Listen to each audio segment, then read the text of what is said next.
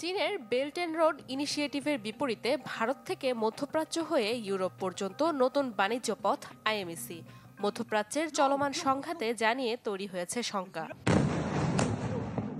2023 সালের সেপ্টেম্বরে যুক্তরাষ্ট্রের সহায়তায় জি-20 শীর্ষ সম্মেলনে সামনে আসে এই করিডোর, যা সংযুক্ত আরব আমিরাত, সৌদি আরব, জর্ডান ও ইসরায়েলের মধ্য দিয়ে ভারতকে ইউরোপের সাথে সংযুক্ত করবে।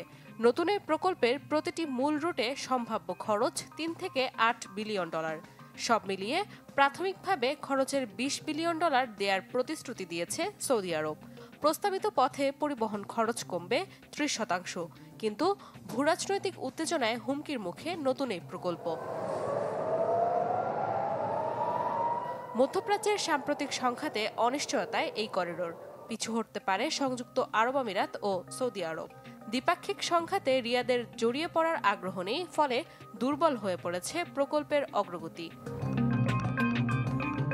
আইএমইসি করিডোরে ইসরায়েলের অন্তর্ভুক্তির পেছনে উদ্দেশ্য ছিল ইউরোপীয় বন্দরগুলির সাথে সংযোগ স্থাপন, যার মাধ্যমে সহজ হবে রেল যোগাযোগ ও হাইফা বন্দরের ব্যবহার। সব মিলিয়ে প্রকল্প বাস্তবায়নে প্রয়োজন অংশগ্রহণকারী দেশগুলোর উপর পূর্ণ মার্কিন সমর্থন, বর্তমান প্রেক্ষাপটে যা অনিশ্চিত।